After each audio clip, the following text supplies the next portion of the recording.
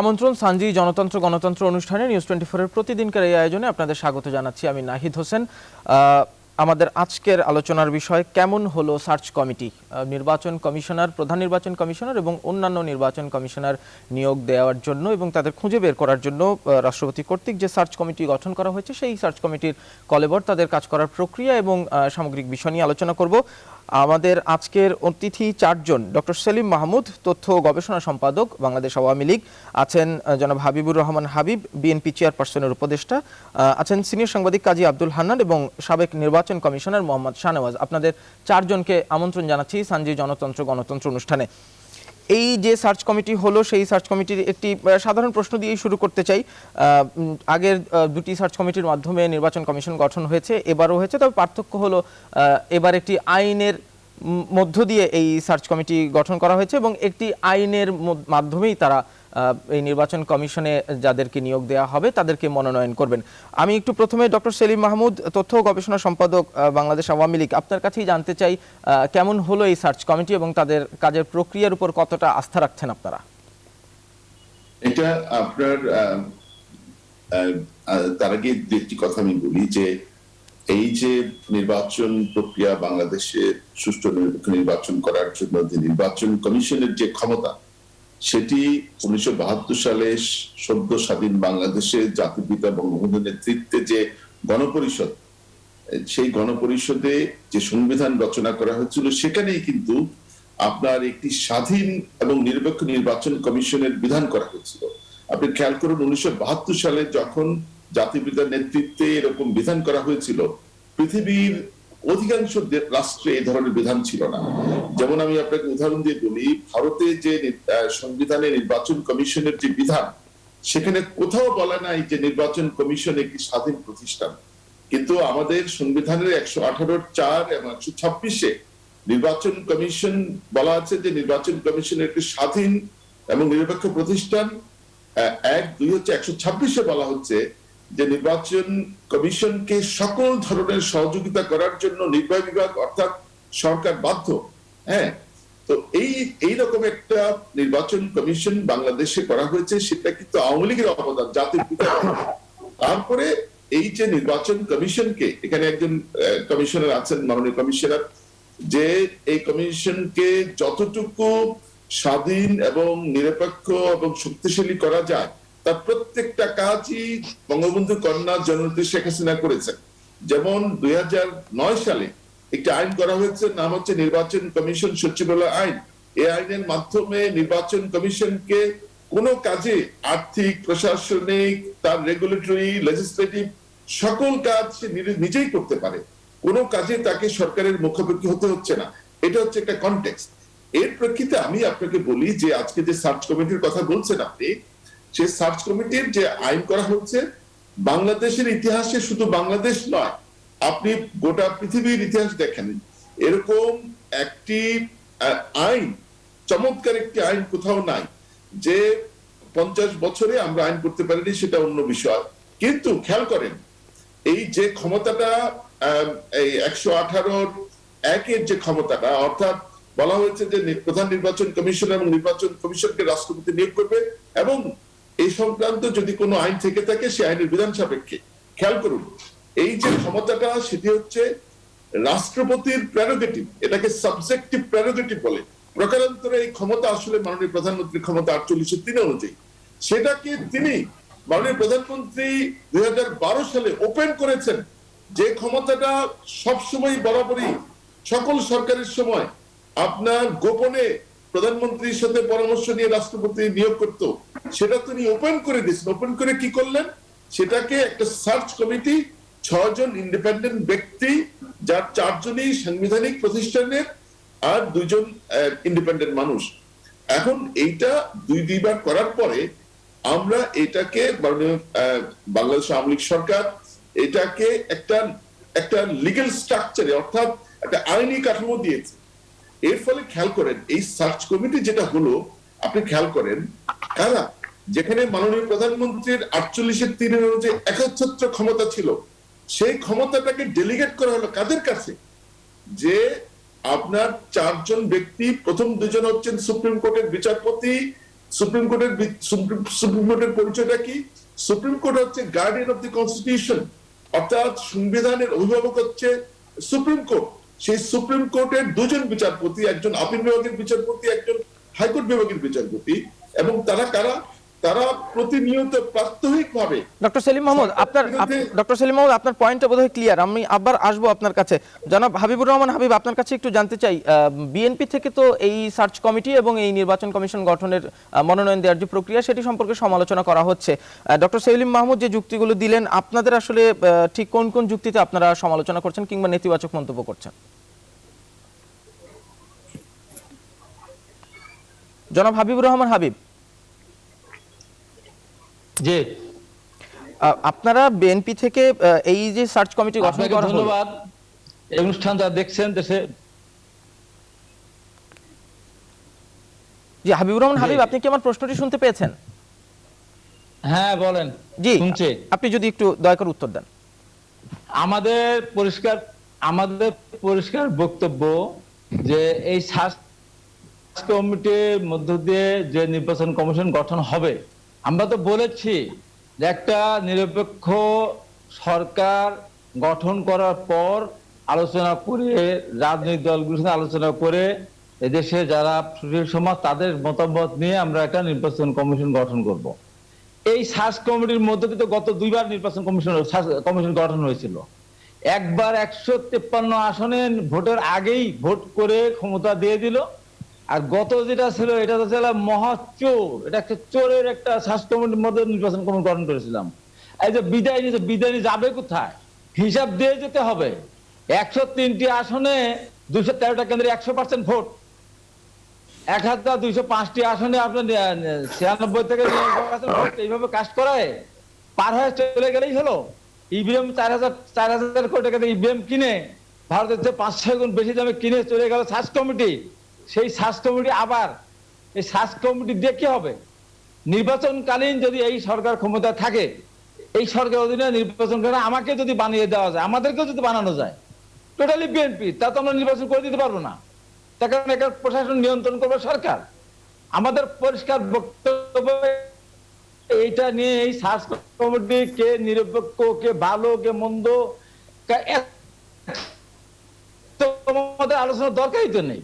এটা তো কোনো কাজের কাজ হবে না। আমরা তো দেখলাম, তো 2টা টার্ম আমরা দেখলাম যে সার্চ কমিটি মধ্য দিয়ে হয়, সিসি নির্বাচিত হয়, বুদ্ধি সবাই থেকে হারিয়ে ফেলে। ডক্টর মাহমুদ অনেক কথা বলছেন, এটা অন্ধের কাছে হাতির গল্প শুনে লাভ আছে। হাতি যদি জীবনে অন্ধ না দেখে, তাকে যদি বলা না হয় যে হাতির ওজন 2 টন 3 টন, তা হাতি অন্ধকে যা বললো তাই বুঝবে। বাংলাদেশের মানুষ এখন অন্ধ না, বাংলাদেশের মানুষের চোখ কান খোলা। পৃথিবীর ইতিহাসে আমার ভাই উদাহরণ দিচ্ছেন, আরে পৃথিবীর ইতিহাসে রাতের বেলা ভোট কোথায় হয়? কোথায় রাতের বেলার ভোট হয়? এইগুলি বলে লাভ আছে? নির্বাচন কমিশন স্বচ্ছ ধন্যবাদ জনাব হাবিবুর রহমান হাবিব। জনাব হাবিবুর রহমান হাবিব, আপনার প্রসঙ্গটিও মনে হয় পরিষ্কার হয়েছে। আমি একটু সাবেক নির্বাচন কমিশনার জনাব মোহাম্মদ শাহনেওয়াজ, আপনার কাছে জানতে চাই, আপনার পূর্ব অভিজ্ঞতা থেকে যে প্রক্রিয়ায় সার্চ কমিটি হলো এবং তারা যে আইনকে মাথায় রেখে কাজ করবেন, এই যে সময় দেয়া হয়েছে, সময়ের একটি বাধ্যবাধকতা, আজকে প্রথম বৈঠক হয়েছে এবং সেই বৈঠকের পরে তারা ইতিমধ্যেই জানিয়েছেন যে 14 ফেব্রুয়ারির মধ্যে তারা মনোনয়নের নামের তালিকা রাষ্ট্রপতির কাছে জমা দেবেন। সময় কি খুব সংক্ষিপ্ত হয়ে গেল কিনা, কি মনে হয়? আর একটি আইন মাথায় রেখে তাদের কাজ করতে হচ্ছে, এটি কি একটি চাপ বোধ করবেন কিনা তারা? অবশ্যই আইনের কথাটা আমাদের সংবিধানে আছে। আইন তৈরি করার কথা ছিল বহু আগে, আইন হয়নি। 50 বছর পরে আইন হয়েছে। আইন ভালো মন্দ দিক আলোচনা হবে, দরকার হলে সংশোধন হবে, পরিবর্তন হবে, সবই হবে। কিন্তু আমি যেটা বলছি, প্রথমে একটা আইন হয়েছে, নির্বাচন কমিশন গঠনের জন্য একটা আইন হওয়ার কথা সংবিধানে আছে, সেটা হয়েছে।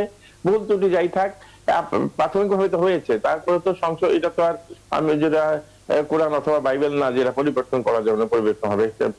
আইনে পরিবর্তনে আরো যদি সংশোধন আরো পরিবর্তন করা হয়, অত পরিবর্তন করা হয়, সেটা ভিন্ন কথা। আমি যেটা বলছি, একটা কিছু হয়েছে এবং এই আইনের মাধ্যমে নির্বাচন কমিশন গঠন করার যে প্রক্রিয়া শুরু হয়েছে। একটা কমিটি হয়েছে, এই কমিটিতে খুব সম্মানিত লোকজন রয়েছেন। তারা সবার, আজকে যা শুনলাম যে সবার সাথে, রাজনৈতিক দলগুলোর সাথে আলোচনা করবেন, অন্যান্য যারা জ্ঞানী ব্যক্তি আছে তাদের সাথে আলোচনা করবেন, করে তারপরে একটা 10 জনের একটা নাম পাঠাবেন বলেছেন তাদের মুখপাত্র, যেটা তিনি বলেছেন। এইভাবে কাজটা চলবে। তো কাজে আইন তো শুরু হয়ে গেছে। আমি হাবিব ভাইয়ের ওইসব কথায় যাচ্ছি না যে পুরানো কি হয়েছিল অথবা কি হবে, ওনারা কি স্ট্যান্ড নিয়েছেন। আমাদের সময় যেমন 153 জনের কথা বলেছেন, হ্যাঁ সত্যি 153 জন বিনা ভোটে হয়েছে। তো একটা মূল বিরোধী দল ওনারা ছিলেন, ওনারা না থাকলে বিরোধী দল থাকে কোথায়? ওনারা জোট ছিল, জোটেও আসে নাই। আর অ্যাকচুয়ালি সত্যি কথা যে বাংলাদেশে এই দুইটা প্রধান দল এবং সাথে জাতীয় পার্টি, এরা ছাড়া তো অন্যান্য দলরা ইন্ডিপেন্ডেন্ট ইলেকশন খুব একটা করেছে কি? কাজে উনারা একটা বিরাট দল করেন, এখানে ইন্ডিপেন্ডেন্ট 153 জন হয়েই যায়। তাই আমি বলবো ওনারা না থাকার কারণে হয়েছে। আমি এই চলে আলোচনা যেতে চাই না, বাস্তবতা যে সেটাই বললাম। তো এখন যে কমিশনার যারা 10 জন কে নাম প্রস্তাব করবেন, তার থেকে 5 জন মহামান্য প্রেসিডেন্ট নেবেন। তো এই পদ্ধতি অত্যন্ত সুন্দরভাবে এগুচ্ছে, অন্তত আইন এগুচ্ছে। আইনের এই প্রথম আইনের ভিত্তিতে থেকে আইনের মধ্যে থেকে একটা কমিটি গঠন করেছে যারা নিয়োগ দেবে। এটা ভালো অবস্থা। আইনের মানে সংবিধানের পদ্ধতির প্রতি উত্তরণ ঘটছে, এটা আমি ভালোই বলবো। এবং আশা করছি যে এরা যেহেতু বিজ্ঞ ব্যক্তি সবাই, একটা ভালো নামগুলোই ওনারা দেওয়ার চেষ্টা করবেন।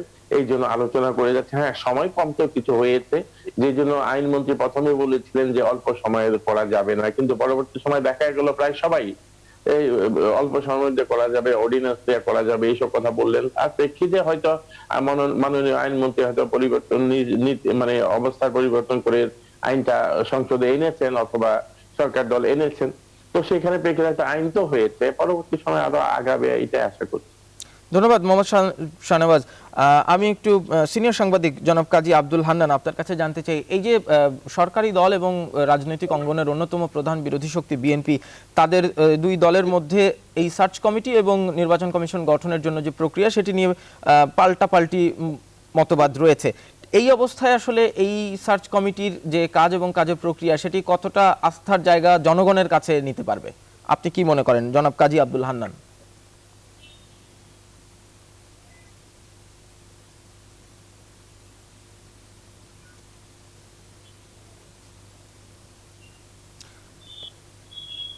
জনাব কাজী আব্দুল হান্নান, আপনার শব্দ শোনা যাচ্ছে না।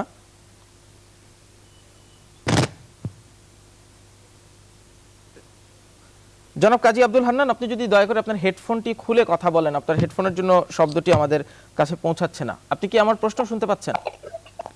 আপনাকে আমি শুনতে পাচ্ছি স্পষ্টভাবে। জি জি জি, এবার আপনার শব্দ শোনা যাচ্ছে। আপনি দয়া করে যদি প্রশ্নের উত্তরটি দেন। আমি যেটা বলছিলাম যে ডক্টর সেলিম মাহমুদ খুব চমৎকার ভাবে বলেছেন যে আমরা একটা চমৎকার আইন পেয়েছি এবং এর আওতায় উনি ব্যাখ্যা করেছেন কিভাবে এই প্রক্রিয়াটি অতীতের এবং বর্তমান। আবার জনাব হাবিবুর রহমান হাবিবও এই আইন, এই প্রক্রিয়াটি যে সফল হয়েছে, একটা সার্থক এক্সপেরিমেন্টের ভিতর দিয়ে এসেছে, এটা তিনি স্বীকার করছেন না। অর্থাৎ এইটা নিয়ে যে দ্বিমুখী অবস্থান, এই দ্বিমুখী অবস্থানের কারণে আমি মনে করছি না যে এবারের বিষয়টিতে খুব আমরা আশাবাদী হয়ে উঠব। তবে এবারে একটি গুরুত্বপূর্ণ বিষয় হচ্ছে যে এই প্রথম একটি আইনি কাঠামোর ভিতর দিয়ে প্রক্রিয়াটি শুরু হয়েছে, যে জন্যে জনমনের যে আস্থার জায়গাটি তৈরি হওয়ার কথা ছিল, তার চাইতে বড় কথা জনসাধারণের মনিটরিং, এই নিয়োগ প্রক্রিয়ায় জনসাধারণের মনিটরিংটি খুব এবার তীক্ষ্ণ হচ্ছে। কারণ সবাই কম বেশি আগ্রহী হয়ে উঠেছেন এই প্রসেসটার ব্যাপারে। অতীতেও সার্চ কমিটি কাজ করেছে, কিন্তু সেই সার্চ কমিটির প্রোডাক্টটা মানুষ দেখেছে, সার্চ কমিটির যে প্রক্রিয়ায় এটা সম্পন্ন করেছে সেটা দেখেন। আমি এই জায়গায় বলবো যে হ্যাঁ, আমরা একটা আইন পেয়েছি, কিন্তু সেই আইনটি নিয়ে যেহেতু বিতর্ক রয়েছে, বিতর্কই শুধু না, আমরা গতকাল যখন এই সার্চ কমিটির গেজেটটি পাবলিশড হয়েছে, তারপর থেকে এই গত 24 ঘন্টায় একটা বড় সমালোচনার জায়গা তৈরি হতে দেখছি। বিভিন্ন সামাজিক যে মানে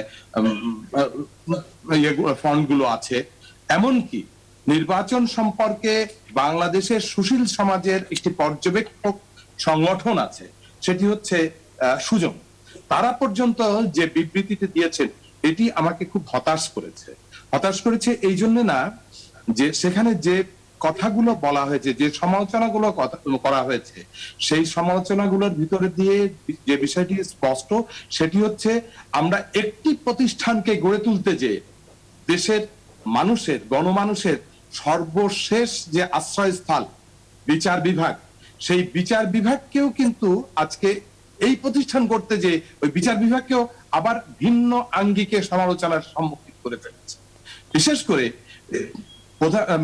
আপিল বিভাগের একজন বিচারপতি, সিটিং বিচারপতি, এবং হাইকোর্ট বিভাগের একজন সিটিং বিচারপতিকে এখানে টেনে নিয়ে এসে আমরা তাদের চরিত্র হননের যে প্রক্রিয়া গত 24 ঘন্টায় লক্ষ্য করছি, এটি কিন্তু খুব আশাপ্রদ জায়গা আমাদের সামনে নয়।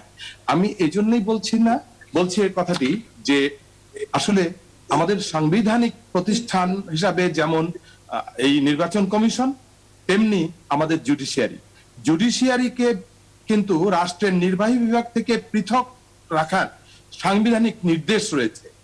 অ্যামালগামেশন, এটার ব্যাপারে কিন্তু এক নির্বাহী বিভাগের সাথে অ্যামালগামেশনের উপরে একটা বড় জাজমেন্ট হয়ে গেছে বাংলাদেশে। তার প্রেক্ষিতে আমাদের বিচার বিভাগ পৃথকীকরণের যে প্রক্রিয়া শুরু হয়েছিল, সেই প্রক্রিয়ার জায়গায় একটি বড় অবজারভেশন ছিল, সেটি হচ্ছে তেল এবং জলের মিশ্রণ যেমন দূষণীয়, তেমনি বিচার বিভাগকে নির্বাহী বিভাগের সাথে এবং অন্যান্য জায়গা অর্গানের সাথে মিশিয়ে ফেলা, তাদেরকে একসঙ্গে কাজ করানো, এটি কিন্তু একটা বড় দূষণ হিসাবে আখ্যায়িত করা হয়েছিল। ধন্যবাদ কাজী আব্দুল হান্নান। আমরা একটা বিরতি নিতে হবে, এখান থেকে আবার আলোচনা শুরু করব। আমরা এই জায়গায় বিতর্কের দিকে ঠেলে দিচ্ছি কিনা, এই বিষয়টিও আমাদের এখন বোধহয় বিবেচ্য হয়ে উঠছে। ধন্যবাদ কাজী আব্দুল হান্নান। সঞ্জীব জনতন্ত্র গণতন্ত্র একটি বিরতির সময় হয়েছে, ফিরছি খানিকক্ষণ পরেই, সঙ্গেই থাকুন।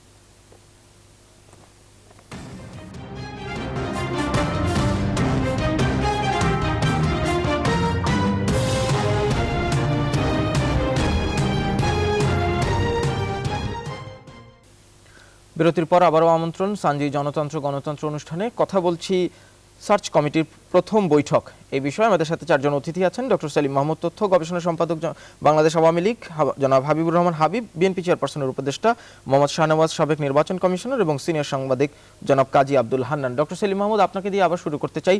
আজ প্রথম বৈঠকের পর সার্চ কমিটি থেকে জানানো হয়েছে রাজনৈতিক দলগুলোর সাথে তারা কথা বলবেন। সেক্ষেত্রে বাংলাদেশ আওয়ামী লীগ থেকে তাদের নিশ্চয়ই সেই সহযোগিতাটুকু করা হবে, কিংবা আপনাদের দলীয় ফোরামে এ বিষয়ে কোনো আলোচনা হয়েছে কিনা? সেলিম মাহমুদ।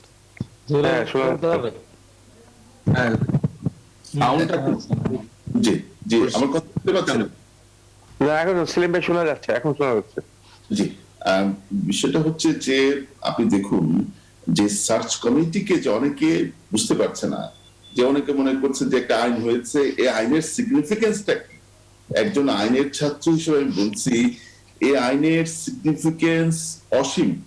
যেমন বলি যে যেখানে সাবজেক্টিভ প্রেরোগেটিভ ছিল 48(3) অনুযায়ী মাননীয় প্রধানমন্ত্রীর প্রেরোগেটিভ, নামে হচ্ছে রাষ্ট্রপতির প্রেরোগেটিভ, আসলে এটা মাননীয় প্রধানমন্ত্রী, সেই ক্ষমতাটা সাবজেক্টিভ প্রেরোগেটিভের জায়গা থেকে এটাকে অবজেক্টিভ ডিসিশনের একটা জায়গা, অর্থাৎ তার ক্ষমতাটা তিনি দিয়ে দিলেন 6 জন ব্যক্তির কাছে। সেই 6 জন ব্যক্তির 4 জন হচ্ছে কারা সাংবিধানিক প্রতিষ্ঠানের, এবং প্রথম 2 জন মনে রাখতে হবে তারা রেগুলার রাষ্ট্রের বিরুদ্ধে রায় দিয়ে আসছে, আর 2 জন ব্যক্তি যাদেরকে রিমুভ করা যায় না, they are not answerable to the government, আর 2 জন হচ্ছে ইন্ডিপেন্ডেন্ট মানুষ। এখন খেয়াল করুন তাহলে এই আউটকামটা কি, আইনের ফলাফলটা কি? আইনের ফলাফলটা হচ্ছে তাদেরকে, তারা ছোট জগন্নাথ নয়, তাদেরকে যে ক্ষমতা দেওয়া হয়েছে ইন্ডিপেন্ডেন্টলি সিলেক্ট করা। এবং এখানে ইন্টারেস্টিং ঘটনা হচ্ছে, এখানে বলা হচ্ছে তাদের কার্যপদ্ধতি তারা নিজেরাই নির্ধারণ করবে, আইনের ভাষায় যেটাকে মেথডস এন্ড প্রসিডিওর বলে। ডক্টর সেলিম মাহমুদ, আমার মনে হয় এই প্রসঙ্গটি পরিষ্কার আপনার সেই আমি যেটি জানতে চাচ্ছিলাম যে আপনাদের দলীয় ফোরামে কোনো আলোচনা হয়েছে কিনা, এই সার্চ কমিটি যদি আপনাদেরকে ডাকে সেক্ষেত্রে আপনারা তাদের কতটা সহযোগিতা করবেন, নাম দিয়ে কিংবা আলোচনার মধ্যে দিয়ে? না, আমাদের দলীয় ফোরামে এটা নিয়ে আলোচনা হয়নি। এটি আমাদের দলের সভাপতি মাননীয় প্রধানমন্ত্রী জনাব শেখ হাসিনা তিনি সিদ্ধান্ত দিবেন, তিনি আমাদের দলের প্রধান, তিনি সিদ্ধান্ত দিবেন যে এটা আওয়ামী লীগের কাছ থেকে যদি মতামত চাওয়া হয়, নাম চাওয়া হয়, তখন দল থেকে তিনি মতামত দিবেন। এতটুকু আপনাকে বলতে পারি। তবে দেখুন এই যে সার্চ কমিটির যে ক্ষমতা, অর্থাৎ যে বলছিলেন যে সকলের সাথে আলোচনা করে, সকলের সাথে আলোচনার তো এখানে বলা হচ্ছে যে আইনে বলে দিয়েছে সার্চ কমিটি কাদের সাথে, they are free to speak to anybody ji. Including the ji doctor Salim Ahmad, এখানে একটু জনাব হাবিবুর রহমান হাবিব আপনার কাছে জানতে চাই, বিএনপি চেয়ারপারসনের উপদেষ্টা, সার্চ কমিটি আপনারা সমালোচনা করছেন, সার্চ কমিটি নিয়ে কোনো আগ্রহ নেই বলছেন, কিন্তু সার্চ কমিটি যদি রাজনৈতিক দল হিসেবে আপনাদের আমন্ত্রণ জানায় আলোচনায়, সেক্ষেত্রে আপনারা আলোচনায় অংশ নেবেন কিনা? না, এগুলো তো এক কথা প্রশ্নে ওঠে না। আমি আমি আমার প্রিয় হান্নান ভাইয়ের কথার সাথে আমি একটি কথা মিলাতে চাই যে প্রথমত এই সরকার একটা বড় ধরনের সাংবিধানিক অন্যায় করছে গত সার্চ কমিটি থেকেই। সেটি হলো এই যে 173 দিন হরতাল করে যে তত্ত্বাবধায়ক সরকার সংবিধানে সংযোজন করা হয়েছিল, সেটি বিচারপতি খায়রুল হক সেই সংবিধানের সাথে সাংঘর্ষিক বলে ওটা বাতিল করে দিয়েছিল এবং বলেছিল যে আরো 2টি নির্বাচন হতে পারে যদি সংসদ মনে করে। সেটা বাদ দিলাম। ওখানে কিন্তু উনি আরেকটি কথা বলেছিলেন পরিষ্কারভাবে যে কোনোভাবেই কোর্টকে কোনোভাবেই নির্বাচনের এই কর্মকাণ্ডের সাথে করা যায়, মিশানো যাবে না, মানে অংশগ্রহণ করানো যাবে না, দূরে রাখতে হবে। যদিও তত্ত্বাবধায়ক সরকার হয়, তবু এখানে বিচারপতিরা বা হাইকোর্টে এখানে বা সুপ্রিম কোর্টের কোনো কেউ এখানে অংশগ্রহণ করবে না বা তাদের দূরে রাখতে হবে। তো সেটা তো সম্পূর্ণ ভায়োলেট করলো এই সরকার। গত বছরও করেছে, এবারও করেছে। আজকে এই যে বিচারপতি বিতর্কিত কারা করছে, এই দেশে বিচারপতি প্রথম বিতর্কিত করেছে আওয়ামী লীগ। বিচারপতি কে এম হাসান কোন সময় বিএনপি করত, উনি প্রধান বিচারপতি হওয়ার পরেও উনি নাকি বিএনপি ছিলেন। এখন যারা বিচারপতি আছেন অ্যাপিলেট ডিভিশনের এবং হাইকোর্ট ডিভিশনে, এবং যিনি এখন প্রধান বিচারপতি, তিনি কার মনোনীত? এই সরকারের মনোনীত। তাহলে এনারা যে উনি যাদেরকে মনোনয়ন দিলেন বা নির্বাচিত নাম দিলেন, তারাও তার সরকারের। এবং পাবলিক সার্ভিস কমিশন এবং অ্যাটর্নি জেনারেল আপনার নিরীক্ষক যিনি অডিটর জেনারেল, তারা সরকারের পছন্দের লোক ছাড়া এই দুটা পোস্ট কোনোদিনও কাউকে দেওয়া হয় না। এবং আরো 2 জন যাকে নির্বাচিত করা হলো, একটা সৈয়দ শামসুল হকের ওয়াইফ, উনি শেষ জীবনে এসে কিন্তু আওয়ামী লীগের পক্ষে উনি কথা বলতেছেন। আর বিচারপতি সাবেক নির্বাচন করেন সুহুল হক সাহেব, উনি তো আওয়ামী লীগ থেকে নমিনেশনই চেয়েছিলেন। এবং আমি আজকে তীব্র ভাষায় প্রতিবাদ করছি এবং ওনাকে বলবো জাতির সামনে ওনাকে এই বিষয়টা ক্লিয়ার করতে হবে। সেটি হলো উনি এই কথা বলেছেন যে আমি সারা জীবন একটা আদর্শ নিয়ে চলেছি, আওয়ামী লীগ থেকে নমিনেশন নিলে আমি এমপি হলে বা মন্ত্রী হলেই কি আমি আওয়ামী লীগ হয়ে যেতাম, আমার নীতি পরিবর্তন হতো? এই কথাটা জাতির কাছে গ্রহণযোগ্য না। একজন নির্বাচন কমিশনের সার্চ কমিটির যিনি সদস্য, তার কাছ থেকে এই কথা জাতি আশা করে না। এই কথা বলার মধ্য দিয়ে তার দ্বারা যে কোনো কিছুই ভালো কিছু সম্ভব না, এটা আরেকবার প্রমাণিত হলো। ধন্যবাদ জনাব হাবিবুর রহমান হাবিব। আমি একটু সাবেক নির্বাচন কমিশনার মোহাম্মদ শাহনেওয়াজ আপনার কাছে আসতে চাই। এই যে দুই দলের যে টানাপোড়েন এবং এই সার্বিক এই বিষয় নিয়ে যে তাদের দ্বিচারিতা কিংবা দ্বিমুখী অবস্থান, সেই অবস্থান নিয়ে এই সার্চ কমিটি আসলে কতটা আস্থাশীল ভাবে কাজ করতে পারবে? দল নির্বাচনে অংশগ্রহণ না করার জন্য সেবার ভোট টোট কম কাস্ট হয়েছে, 153 হয়েছে। তাহলে আমি যদি জিজ্ঞাসা করি ভাই যে 47টা কেন্দ্রে একজন মানুষ ভোট দিল না, তার কি হবে? এবং পরবর্তী সময় 3% 4% বাদ বাকি 147 ভোট হলো, তার কি হবে? এবং আপনারা পার্সেন্টেজ করেছেন, তারও কয়েকদিন পর 7 দিন পরে আপনারা পার্সেন্টেজ দিলেন প্রায় 40% কাস্ট হয়েছে। তো এইটা ভাই এই সার্চ কমিটি গঠনের মধ্য দিয়ে যে নির্বাচন কমিশন গঠন হয়েছে, কোনোটাই বিতর্কের উঠবে না, বিতর্কের উঠবে না। তাই আমি বলবো যে সার্চ কমিটির ব্যাপার না, নির্বাচনকালীন সময়ে সরকার কি হবে। আপনারা তো আমাদের 6 জনকেও দেন, আমরা নেবো না তো, লেখে করো, আমরা তাকে থেকে দেখবো, ওই জায়গায় আসতে হবে। আর আমাদের বাংলাদেশের সাথে অন্য জায়গায় তুলনা করতে আমরা হুট করে চলে যাই, এই তুলনা করাটাও ঠিক না। ধন্যবাদ। জনাব কাজী আব্দুল হান্নান, সিনিয়র সাংবাদিক, আপনার কাছে কি মনে হয় এই দ্বিমুখী অবস্থান নিয়ে সার্চ কমিটি যে প্রক্রিয়ায় কাজ করছে এবং রাজনৈতিক দলগুলোর সাথে সবাইকে যদি তারা আমন্ত্রণ জানায়, রাজনৈতিক দলগুলোর কি উচিত সবারই আসলে তাদের মতামত তুলে ধরা এই কমিটির কাছে? সার্চ কমিটির সঙ্গে আসলে নির্বাচন প্রক্রিয়ার সম্পর্ক খুব একটা আছে বলে আমি মনে করি না। সার্চ কমিটি হচ্ছে নির্বাচন পরিচালনার জন্য যে কমিশন গঠন হবে, সেই কমিশনের ব্যক্তিগুলোকে সার্চ করে আনবে, অনুসন্ধান করে বের করে আনবে। আর আমাদের দুই বড় দলের তথা সমস্ত রাজনৈতিক দলের চাওয়া এবং ডিবেটটা হচ্ছে হলো যে নির্বাচন প্রক্রিয়া কতটা সুষ্ঠু হবে কি হবে না, সেটি হলো নির্বাচন কমিশন যাদের দিয়ে গঠিত হবে তাদের কতটা তারা তাদের কাজের ব্যাপারে তাদের সাংবিধানিক দায়িত্বের প্রতি তারা কতটা অনুগত এবং কতটা কঠোরভাবে সেটা করতে পারবেন তার উপরে নির্ভর করে।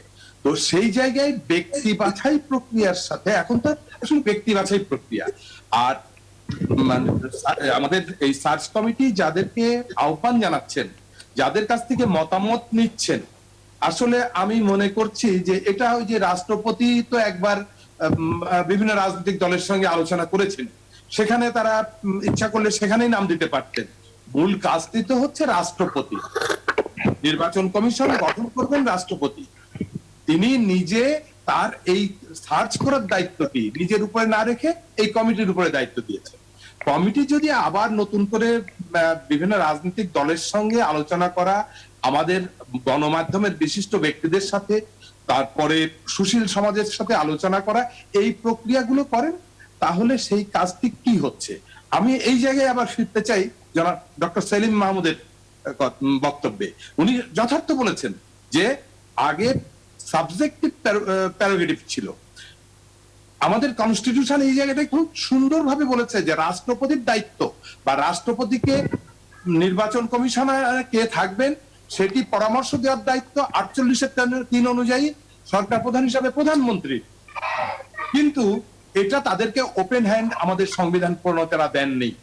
তারা এটাকে আইনের মাধ্যমে তাদের হাতকে বেঁধে দিতে চেয়েছে এবং এবার সেই আইনের মাধ্যমে বেঁধে দেওয়াটা কতটা সার্থক আমরা সেটাকে বিবেচনা করতে চাই।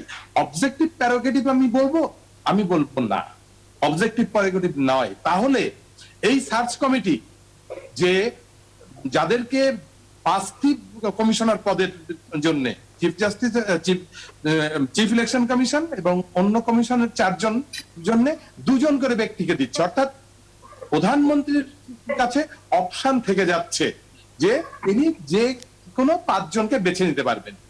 তারপরে দ্বিতীয় ব্যাপারে আপনি যে প্রশ্নটি করলেন যে যদি আমরা রাজনৈতিক দলগুলোর কাছ থেকে সার্চ কমিটি সরাসরি নাম চায় বা তাদের পরামর্শ নিয়ে ব্যক্তি সিলেকশন করতে যায়, তাহলে আলটিমেট কি দাঁড়াচ্ছে?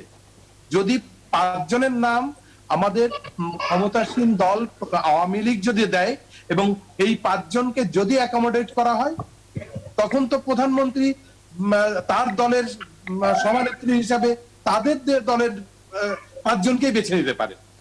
এই জায়গায় আর তাহলে অবজেক্টিভ থাকে না। ধন্যবাদ জনাব কাজী আব্দুল হান্নান। আমাদের আরেকটি বিরতির সময় হয়েছে। সানজি জনতন্ত্র গণতন্ত্র অনুষ্ঠানে আরেকটি বিরতির সময় হয়েছে। নিচে ছোট্ট একটা বিরতি, ফিরছি খানিকক্ষণ পরেই, সঙ্গেই থাকুন।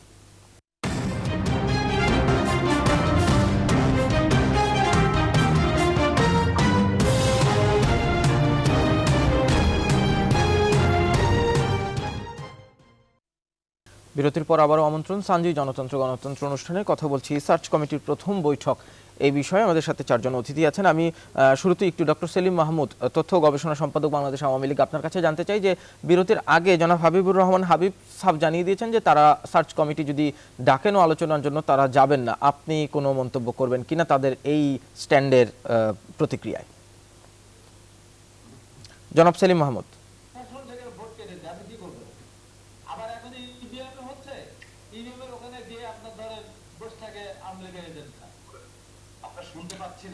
ডক্টর সেলিম মাহমুদ, আপনি কি শুনতে পাচ্ছেন? ডক্টর সেলিম মাহমুদ, আমি জানতে চাচ্ছিলাম বিরতির আগে জনাব হাবিবুর রহমান হাবিব বলেছেন যে তারা সার্চ কমিটি ডাকলেও যাবেন না, কোনো আলোচনা করবেন না। আপনি এই মন্তব্যের প্রতিক্রিয়ায় কিছু বলবেন কিনা? দেখুন, জনাব হাবিব আমার অত্যন্ত শ্রদ্ধেয় মানুষ, ছাত্রলীগের সভাপতি ছিলেন একসময়, আমি ছাত্রলীগের একজন কর্মী ছিলাম। কিন্তু যে জিনিসটা হচ্ছে রাজনীতিটাকে তারা কেন রাজনীতিটাকে বন্ধ করতে চাচ্ছেন? রাজনীতিতে একটা চলমান প্রক্রিয়া, একটা পথ পরিক্রমা, একটা বহমান নদী, এইটার গতিপথ বন্ধ করা যায় না। তারা কেন রাজনীতি ছেড়ে মানে দেশের রাজনীতি থেকে নিজেদের উইথড্র করে বিদেশে অবস্থান করছেন আমি বুঝতে পারছি না।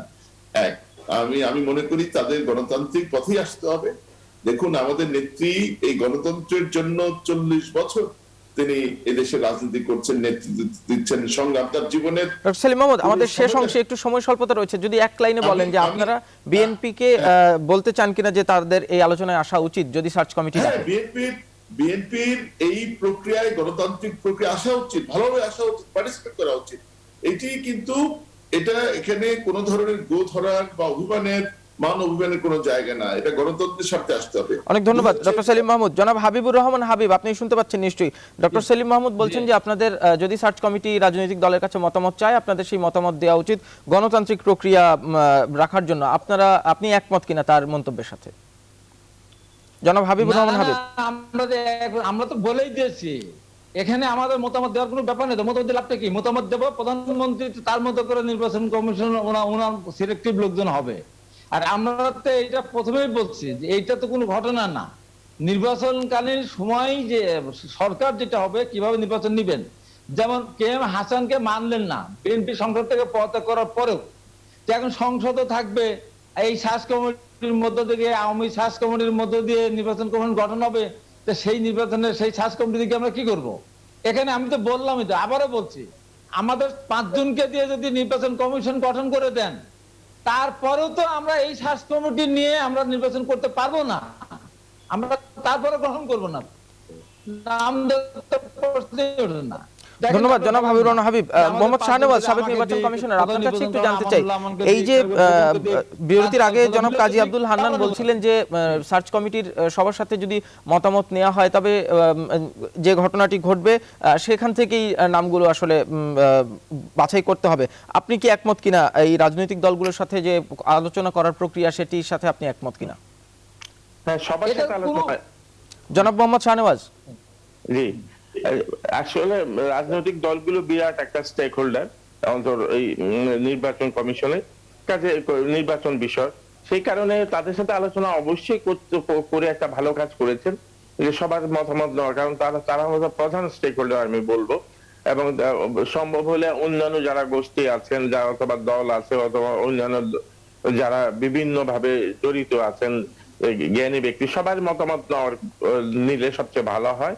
কিন্তু সময়ের স্বল্পতার জন্য হয়তো সবার মতামত দিতে পারবেন না। আর ইলেকশন কমিশন গঠনের জন্য যে সার্চ কমিটি বলেন আর কমিটি বলেন, সেটা করেছেন তারা অত্যন্ত গুণী ব্যক্তি এবং যোগ্য লোক এবং সম্মানিত লোক। এবং এই এমনও না, যদিও অনেকে বলেন যে এরা ক্ষমতাসীন দলের অনুগৃহীত, কিন্তু আসলে এরা তো বিভিন্ন সময়, যেমন আমি যখন চাকরি করেছি জাজ হিসাবে, আমি সব গভর্নমেন্টের আমলে চাকরি করেছি, তো কার অনুগৃহীত হব?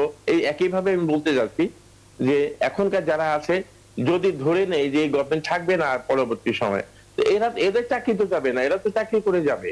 যারা চাকরিতে আছে, যারা বিভিন্ন হাইকোর্ট ডিভিশনের অথবা অ্যাপেলেট ডিভিশনের অথবা অডিটর জেনারেল, যারা চাকরি যদি সময় যদি থেকে থাকে, এরা সবাই করবে চাকরি। কাজে এদেরকে কোনো দলীয় আওতায় এনে আসলে কলুষিত করার অবস্থায় দাঁড়িয়ে যায়, এগুলো না করাই ভালো। আর আপনি একটা জিনিস মনে রাখতে হবে, তারা যেই 10 জনের নাম দেবে তার থেকে প্রধানমন্ত্রীর সাথে আলোচনা করে হয়তো মাননীয় প্রেসিডেন্ট, রাষ্ট্রপতি মহোদয় 5 জনকে দিবেন। এই 5 জনকে দিলেই সব কাজ শেষ হয়ে গেল। মাত্র এটা শুরু, যে একটা 5 জন একটা টিম দাঁড় করানো হলো যারা ইলেকশন করার জন্য প্রস্তুতি নিবে, ব্যবস্থা নিবে। এবং ধন্যবাদ মোহাম্মদ শাহনেওয়াজ, ধন্যবাদ। আমি একদম শেষ মন্তব্য জানতে চাই জনাব কাজী আব্দুল হান্নান, সিনিয়র সাংবাদিক।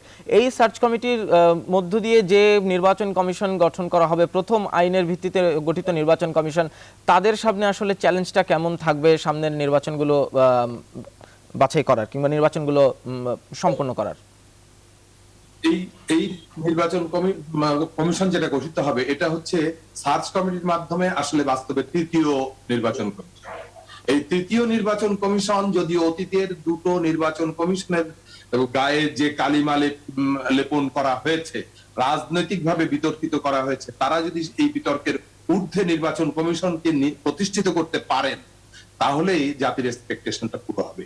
আর জাতি এই আইনের মাধ্যমে একটা কিছু ভালো কিছু পেলেও সেই সান্ত্বনাটি জাতি পাবে। আর যদি তারা এটাও ব্যর্থ হন, তাহলে বাংলাদেশে আইনের মাধ্যমে হোক আর রাজনৈতিক দল, ক্ষমতাসীন দল তার নিজের পছন্দে হোক, যেভাবেই হোক করুক না কেন নির্বাচন কমিশন, সেই নির্বাচন কমিশনের উপরে কিন্তু সাধারণ মানুষের আস্থা কখনোই আর ফিরিয়ে আনা যাবে কিনা আমার এ নিয়ে সন্দেহ রয়েছে। অনেক ধন্যবাদ চারজন অতিথি, ডক্টর সেলিম মাহমুদ, জনাব হাবিবুর রহমান হাবিব, মোহাম্মদ শাহনওয়াজ এবং জনাব কাজী আব্দুল হান্নান। আপনাদের চারজনকেই ধন্যবাদ সানজি জনতন্ত্র গণতন্ত্র অনুষ্ঠানে যোগ দেওয়ার জন্য। এই ছিল আজকের সানজি জনতন্ত্র গণতন্ত্র। ফিরবো আবারও অন্য কোনো বিষয় নিয়ে। ধন্যবাদ সবাইকে।